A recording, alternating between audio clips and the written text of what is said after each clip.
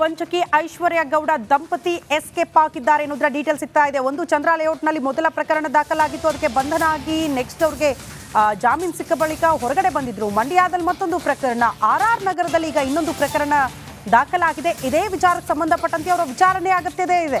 Notice ಕೊಟ್ಟರು ಕೂಡ ತಲೆಮರೆಸಿಕೊಂಡಿದ್ದಾರೆ ಅನ್ನೋದರ ಡೀಟೇಲ್ ಸಿಗ್ತಾ ಇದೆ. ಫೋನ್ ಸ್ವಿಚ್ ಆಫ್ ಮಾಡ್ಕೊಂಡಿದ್ದಾರೆ, ಮನೆಗೆ ಬೀಗ ಜಡಿದಿದ್ದಾರೆ. ಐಶ್ವರ್ಯ ಗೌಡಗಾಗಿ ಪೊಲೀಸರ ಹುಡುಕಾಟ ಮುಂದುವರಿತಾ ಇದೆ. ವಿಚಾರಣೆಗೆ ಬರುವಂತೆ ನೋಟಿಸ್ ನೀಡಿದ್ದಾರೆ ಪೊಲೀಸರು, ಆದರೆ ಪೊಲೀಸರಿಗೆ ಮಾಹಿತಿ ನೀಡದೆ ಪರಾರಿಯಾಗ್ಬಿಟ್ಟಿದ್ದಾರೆ ದಂಪತಿ. ಜಿಲ್ಲೆಯಿಂದ ಜಿಲ್ಲೆಗೆ ತಿರುಗಾಡ್ತಿದ್ದಾರೆ ಈ ದಂಪತಿ. ವಂಚಕಿ ಐಶ್ವರ್ಯ ವಿರುದ್ಧ 3 ಕಡೆ FIR ದಾಖಲಾಗಿದೆ. ಈ ಬಗ್ಗೆ ಮತ್ತಷ್ಟು ಡೀಟೇಲ್ಸ್ ಅನ್ನ ಕೊಡ್ತಾ ಹೋಗ್ತಾರೆ ನಮ್ಮ ಪ್ರತಿನಿಧಿ ನಾಗರಾಜ್ ಅಪ್ಪಸಂದ್ರ ನೇರ ಸಂಪರ್ಕದಲ್ಲಿ ಜಾಯಿನ್ ಆಗ್ತಿದ್ದಾರೆ. ನಾಗರಾಜ್, ಚಿನ್ನ ವಂಚಕಿ ಐಶ್ವರ್ಯ ಗೌಡ ಎಲ್ಲಿದ್ದಾರೆ ಅನ್ನೋದ್ರ ಬಗ್ಗೆ ಮಾಹಿತಿ ಇಲ್ಲ, ಬಟ್ ಪೊಲೀಸರ ನಡೆ ಬಗ್ಗೆ ಕೂಡ ತೀವ್ರ ಕುತೂಹಲ ಇದೆ. ಆರಂಭದಲ್ಲೇ ಈ ರೀತಿ ಚಿನ್ನ ವಂಚನೆ ಆಗಿದೆ ಅಂದಾಗಲೇ ಅವ್ರ ಬಂಧನ ಆಗಲಿಲ್ಲ. ಈಗ ಪೊಲೀಸರ ನಿರ್ಲಕ್ಷ್ಯದಿಂದ ಅವ್ರು ತಲೆಮರೆಸ್ಕೊಳ್ಳೋಂಗಾಯ್ತಾ, ಹೇಗೆ?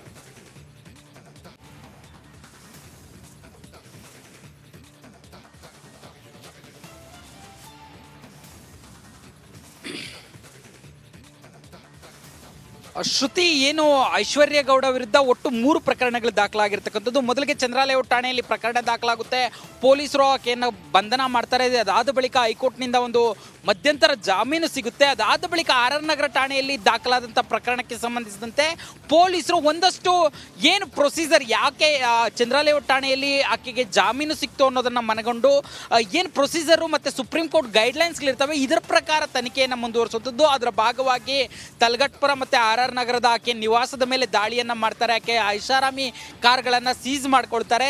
ಜೊತೆಗೆ ವಿಚಾರಣೆಗೆ ಬನ್ನಿ ನೀವು ಅಂತೇಳಿ ನೋಟಿಸ್ ಅನ್ನ 2 ಬಾರಿ ಸರ್ವ್ ಮಾಡಿದ್ರು. ಗಂಡ ಹೆಂಡತಿ ಇಬ್ರು ನಾಪತ್ತೆ ಆಗಿದ್ದಾರೆ, ಎಲ್ಲೂ ಸಹ ಅವ್ರ ಮೊಬೈಲ್ಗಳು ಸ್ವಿಚ್ ಆಫ್ ಆಗಿದಾವೆ ಅನ್ನೋ ಮಾಹಿತಿ ಸಿಗ್ತಾ ಇರ್ತಕ್ಕಂಥದ್ದು. ಬಹುಶಃ ಪೊಲೀಸರು ಈಗ ಇವರನ್ನ ಬಂಧಿಸಲಿಕ್ಕೆ ಸರಿಯಾದ ಕಾರಣ ಇರುತ್ತೆ. ಯಾಕಂತಂದ್ರೆ ಇವ್ರ ಮೇಲೆ ದಾಖಲಾಗಿರ್ತಕ್ಕಂಥ ಸೆಕ್ಷನ್ಗಳೇನಿದಾವೆ ಇವು 7 ವರ್ಷಕ್ಕಿಂತ ಕಡಿಮೆ ಶಿಕ್ಷೆ ಇರೋದ್ರಿಂದ ಇವರಿಗೆ ಮೊದಲಿಗೆ ನೋಟಿಸ್ ಕೊಟ್ಟು ವಿಚಾರಣೆಗೆ ಕರಿಬೇಕು. ಒಂದು ವೇಳೆ ತನಿಖೆಗೆ ಸ್ಪಂದಿಸ್ತಾ ಇಲ್ಲ ಅಂದ್ರೆ ಇವರನ್ನ ಬಂಧಿಸಬಹುದಾದಂಥ ಅವಕಾಶ ಇರ್ತದೆ. ಹೀಗಾಗಿ ಈಗ ಐಶ್ವರ್ಯ ಗೌಡ ಮತ್ತೆ ಪತಿ ಹರೀಶ್ ಏನು ನಾಪತ್ತೆ ಆಗಿದ್ದಾರೆ, ಇವರನ್ನ ಬಂಧಿಸೋದಕ್ಕೆ ಪೊಲೀಸರು ಸಿದ್ಧತೆಯನ್ನು ಮಾಡ್ಕೊಂಡಿರ್ತಕ್ಕಂಥದ್ದು. ಈಗಾಗಲೇ 2 ನೋಟಿಸ್ ಕೊಟ್ಟಿದ್ದು, ಇವತ್ತು ಇನ್ನೊಂದು ನೋಟಿಸ್ ಕೊಡೋ ಸಾಧ್ಯತೆ ಇದೆ.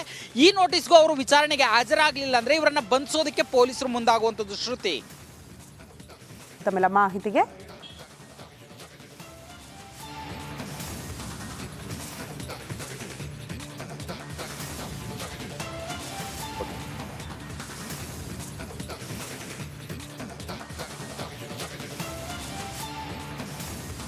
ವಂಚಕಿ ಐಶ್ವರ್ಯ ಗೌಡ ದಂಪತಿ ಎಸ್ಕೇಪ್ ಆಗಿದ್ದಾರೆ ಅನ್ನೋದರ ಡೀಟೇಲ್ ಸಿಗ್ತಾ ಇದೆ. ಒಂದು ಚಂದ್ರ ಲೇಔಟ್ನಲ್ಲಿ ಮೊದಲ ಪ್ರಕರಣ ದಾಖಲಾಗಿತ್ತು, ಅದಕ್ಕೆ ಬಂಧನ ಆಗಿ ನೆಕ್ಸ್ಟ್ ಅವ್ರಿಗೆ ಜಾಮೀನು ಸಿಕ್ಕ ಬಳಿಕ ಹೊರಗಡೆ ಬಂದಿದ್ರು. ಮಂಡ್ಯದಲ್ಲಿ ಮತ್ತೊಂದು ಪ್ರಕರಣ, ಆರ್ ನಗರದಲ್ಲಿ ಈಗ ಇನ್ನೊಂದು ಪ್ರಕರಣ ದಾಖಲಾಗಿದೆ. ಇದೇ ವಿಚಾರಕ್ಕೆ ಸಂಬಂಧಪಟ್ಟಂತೆ ಅವರ ವಿಚಾರಣೆ ಅಗತ್ಯತೆ ಇದೆ.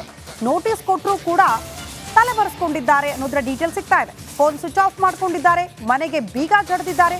ಐಶ್ವರ್ಯ ಗೌಡಗಾಗಿ ಪೊಲೀಸರ ಹುಡುಕಾಟ ಮುಂದುವರಿತಾ ಇದೆ.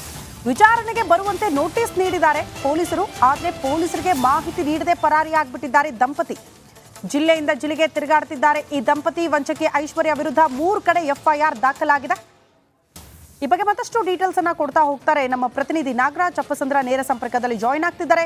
ನಾಗರಾಜ್, ಚಿನ್ನ ವಂಚಕಿ ಐಶ್ವರ್ಯ ಗೌಡ ಎಲ್ಲಿದ್ದಾರೆ ಅನ್ನೋದ್ರ ಬಗ್ಗೆ ಮಾಹಿತಿ ಇಲ್ಲ, ಬಟ್ ಪೊಲೀಸರ ನಡೆ ಬಗ್ಗೆ ಕೂಡ ತೀವ್ರ ಕುತೂಹಲ ಇದೆ.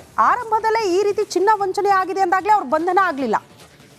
ಈಗ ಪೊಲೀಸರ ನಿರ್ಲಕ್ಷ್ಯದಿಂದ ಅವ್ರು ತಲೆಮರೆಸ್ಕೊಳ್ಳೋಂಗಾಯ್ತಾ, ಹೇಗೆ?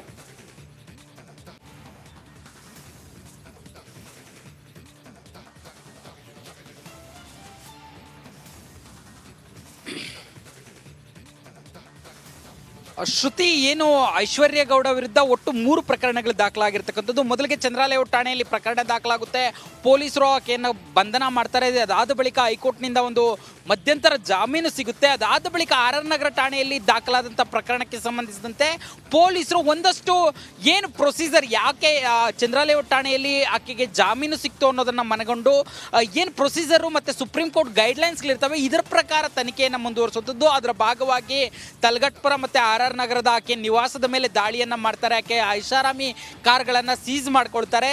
ಜೊತೆಗೆ ವಿಚಾರಣೆಗೆ ಬನ್ನಿ ನೀವು ಅಂತೇಳಿ ನೋಟಿಸ್ ಅನ್ನ 2 ಬಾರಿ ಸರ್ವ್ ಮಾಡಿದ್ರು. ಗಂಡ ಹೆಂಡತಿ ಇಬ್ರು ನಾಪತ್ತೆ ಆಗಿದ್ದಾರೆ, ಎಲ್ಲೂ ಸಹ ಅವ್ರ ಮೊಬೈಲ್ಗಳು ಸ್ವಿಚ್ ಆಫ್ ಆಗಿದಾವೆ ಅನ್ನೋ ಮಾಹಿತಿ ಸಿಗ್ತಾ ಇರ್ತಕ್ಕಂಥದ್ದು. ಬಹುಶಃ ಪೊಲೀಸರು ಈಗ ಇವರನ್ನ ಬಂಧಿಸಲಿಕ್ಕೆ ಸರಿಯಾದ ಕಾರಣ ಇರುತ್ತೆ. ಯಾಕಂತಂದ್ರೆ ಇವ್ರ ಮೇಲೆ ದಾಖಲಾಗಿರ್ತಕ್ಕಂಥ ಸೆಕ್ಷನ್ಗಳೇನಿದಾವೆ ಇವು 7 ವರ್ಷಕ್ಕಿಂತ ಕಡಿಮೆ ಶಿಕ್ಷೆ ಇರೋದ್ರಿಂದ ಇವರಿಗೆ ಮೊದಲಿಗೆ ನೋಟಿಸ್ ಕೊಟ್ಟು ವಿಚಾರಣೆಗೆ ಕರಿಬೇಕು. ಒಂದು ವೇಳೆ ತನಿಖೆಗೆ ಸ್ಪಂದಿಸ್ತಾ ಇಲ್ಲ ಅಂದ್ರೆ ಇವರನ್ನ ಬಂಧಿಸಬಹುದಾದಂಥ ಅವಕಾಶ ಇರ್ತದೆ. ಹೀಗಾಗಿ ಈಗ ಐಶ್ವರ್ಯ ಗೌಡ ಮತ್ತೆ ಪತಿ ಹರೀಶ್ ಏನು ನಾಪತ್ತೆ ಆಗಿದ್ದಾರೆ ಇವರನ್ನ ಬಂಧಿಸೋದಕ್ಕೆ ಪೊಲೀಸರು ಸಿದ್ಧತೆಯನ್ನು ಮಾಡ್ಕೊಂಡಿರ್ತಕ್ಕಂಥದ್ದು. ಈಗಾಗಲೇ 2 ನೋಟಿಸ್ ಕೊಟ್ಟಿದ್ದು, ಇವತ್ತು ಇನ್ನೊಂದು ನೋಟಿಸ್ ಕೊಡೋ ಸಾಧ್ಯತೆ ಇದೆ.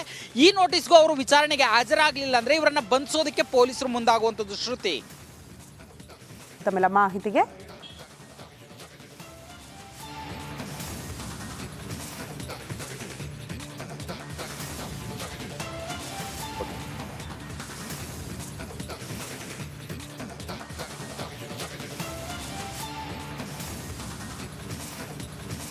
ವಂಚಕಿ ಐಶ್ವರ್ಯ ಗೌಡ ದಂಪತಿ ಎಸ್ಕೇಪ್ ಆಗಿದ್ದಾರೆ ಅನ್ನೋದ್ರ ಡೀಟೇಲ್ಸ್ ಸಿಗ್ತಾ ಇದೆ. ಒಂದು ಚಂದ್ರ ಲೇಔಟ್ನಲ್ಲಿ ಮೊದಲ ಪ್ರಕರಣ ದಾಖಲಾಗಿತ್ತು, ಅದಕ್ಕೆ ಬಂಧನ ಆಗಿ ನೆಕ್ಸ್ಟ್ ಅವ್ರಿಗೆ ಜಾಮೀನು ಸಿಕ್ಕ ಬಳಿಕ ಹೊರಗಡೆ ಬಂದಿದ್ರು. ಮಂಡ್ಯದಲ್ಲಿ ಮತ್ತೊಂದು ಪ್ರಕರಣ, RR ನಗರದಲ್ಲಿ ಈಗ ಇನ್ನೊಂದು ಪ್ರಕರಣ ದಾಖಲಾಗಿದೆ. ಇದೇ ವಿಚಾರಕ್ಕೆ ಸಂಬಂಧಪಟ್ಟಂತೆ ಅವರ ವಿಚಾರಣೆ ಅಗತ್ಯತೆ ಇದೆ.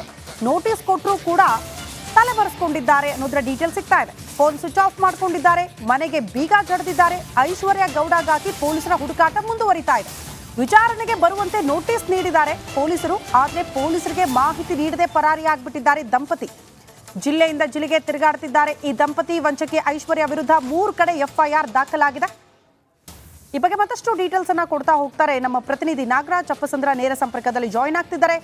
ನಾಗರಾಜ್, ಚಿನ್ನ ವಂಚಕಿ ಐಶ್ವರ್ಯ ಗೌಡ ಎಲ್ಲಿದ್ದಾರೆ ಅನ್ನೋದ್ರ ಬಗ್ಗೆ ಮಾಹಿತಿ ಇಲ್ಲ, ಬಟ್ ಪೊಲೀಸರ ನಡೆ ಬಗ್ಗೆ ಕೂಡ ತೀವ್ರ ಕುತೂಹಲ ಇದೆ. ಆರಂಭದಲ್ಲೇ ಈ ರೀತಿ ಚಿನ್ನ ವಂಚನೆ ಆಗಿದೆ ಅಂದಾಗಲೇ ಅವ್ರ ಬಂಧನ ಆಗಲಿಲ್ಲ.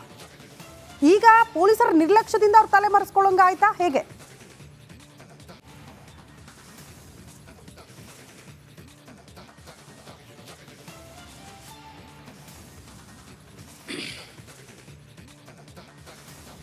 ಶ್ರುತಿ, ಏನು ಐಶ್ವರ್ಯ ಗೌಡ ವಿರುದ್ಧ ಒಟ್ಟು 3 ಪ್ರಕರಣಗಳು ದಾಖಲಾಗಿರ್ತಕ್ಕಂಥದ್ದು. ಮೊದಲಿಗೆ ಚಂದ್ರ ಲೇಔಟ್ ಠಾಣೆಯಲ್ಲಿ ಪ್ರಕರಣ ದಾಖಲಾಗುತ್ತೆ. ಪೊಲೀಸರು ಆಕೆಯನ್ನು ಬಂಧನ ಮಾಡ್ತಾರೆ. ಅದಾದ ಬಳಿಕ ಹೈಕೋರ್ಟ್ನಿಂದ ಒಂದು ಮಧ್ಯಂತರ ಜಾಮೀನು ಸಿಗುತ್ತೆ. ಅದಾದ ಬಳಿಕ RR ನಗರ ಠಾಣೆಯಲ್ಲಿ ದಾಖಲಾದಂಥ ಪ್ರಕರಣಕ್ಕೆ ಸಂಬಂಧಿಸಿದಂತೆ ಪೊಲೀಸರು ಒಂದಷ್ಟು ಏನು ಪ್ರೊಸೀಜರ್, ಯಾಕೆ ಚಂದ್ರ ಲೇಔಟ್ ಠಾಣೆಯಲ್ಲಿ ಆಕೆಗೆ ಜಾಮೀನು ಸಿಕ್ತು ಅನ್ನೋದನ್ನ ಮನಗೊಂಡು ಏನು ಪ್ರೊಸೀಜರು ಮತ್ತು ಸುಪ್ರೀಂ ಕೋರ್ಟ್ ಗೈಡ್ಲೈನ್ಸ್ಗಳಿರ್ತವೆ ಇದರ ಪ್ರಕಾರ ತನಿಖೆಯನ್ನು ಮುಂದುವರಿಸುವಂಥದ್ದು. ಅದರ ಭಾಗವಾಗಿ ತಲಗಟ್ಪುರ ಮತ್ತು RR ನಗರದ ಆಕೆ ನಿವಾಸದ ಮೇಲೆ ದಾಳಿಯನ್ನ ಮಾಡ್ತಾರೆ. ಆಕೆ ಐಷಾರಾಮಿ ಕಾರ್ಗಳನ್ನ ಸೀಸ್ ಮಾಡ್ಕೊಳ್ತಾರೆ. ಜೊತೆಗೆ ವಿಚಾರಣೆಗೆ ಬನ್ನಿ ನೀವು ಅಂತೇಳಿ ನೋಟಿಸನ್ನು 2 ಬಾರಿ ಸರ್ವ್ ಮಾಡಿದ್ರು. ಗಂಡ ಹೆಂಡತಿ ಇಬ್ಬರು ನಾಪತ್ತೆ ಆಗಿದ್ದಾರೆ. ಎಲ್ಲೂ ಅವ್ರ ಮೊಬೈಲ್ಗಳು ಸ್ವಿಚ್ ಆಫ್ ಆಗಿದ್ದಾವೆ ಅನ್ನೋ ಮಾಹಿತಿ ಸಿಗ್ತಾ ಇರ್ತಕ್ಕಂಥದ್ದು. ಬಹುಶಃ ಪೊಲೀಸರು ಈಗ ಇವರನ್ನ ಬಂಧಿಸಲಿಕ್ಕೆ ಸರಿಯಾದ ಕಾರಣ ಇರುತ್ತೆ. ಯಾಕಂತಂದ್ರೆ ಇವ್ರ ಮೇಲೆ ದಾಖಲಾಗಿರ್ತಕ್ಕಂಥ ಸೆಕ್ಷನ್ಗಳೇನಿದಾವೆ ಇವು 7 ವರ್ಷಕ್ಕಿಂತ ಕಡಿಮೆ ಶಿಕ್ಷೆ ಇರೋದ್ರಿಂದ ಇವರಿಗೆ ಮೊದಲಿಗೆ ನೋಟಿಸ್ ಕೊಟ್ಟು ವಿಚಾರಣೆಗೆ ಕರಿಬೇಕು. ಒಂದು ವೇಳೆ ತನಿಖೆಗೆ ಸ್ಪಂದಿಸ್ತಾ ಇಲ್ಲ ಅಂದ್ರೆ ಇವರನ್ನ ಬಂಧಿಸಬಹುದಾದಂಥ ಅವಕಾಶ ಇರ್ತದೆ. ಹೀಗಾಗಿ ಈಗ ಐಶ್ವರ್ಯ ಗೌಡ ಮತ್ತೆ ಪತಿ ಹರೀಶ್ ಏನು ನಾಪತ್ತೆ ಆಗಿದ್ದಾರೆ ಇವರನ್ನ ಬಂಧಿಸೋದಕ್ಕೆ ಪೊಲೀಸರು ಸಿದ್ಧತೆಯನ್ನು ಮಾಡ್ಕೊಂಡಿರ್ತಕ್ಕಂಥದ್ದು. ಈಗಾಗಲೇ 2 ನೋಟಿಸ್ ಕೊಟ್ಟಿದ್ದು, ಇವತ್ತು ಇನ್ನೊಂದು ನೋಟಿಸ್ ಕೊಡೋ ಸಾಧ್ಯತೆ ಇದೆ. ಈ ನೋಟಿಸ್ಗೂ ಅವರು ವಿಚಾರಣೆಗೆ ಹಾಜರಾಗಲಿಲ್ಲ ಅಂದ್ರೆ ಇವರನ್ನ ಬಂಧಿಸೋದಕ್ಕೆ ಪೊಲೀಸರು ಮುಂದಾಗುವಂಥದ್ದು. ಶ್ರುತಿ, ತಮ್ಮೆಲ್ಲ ಮಾಹಿತಿಗೆ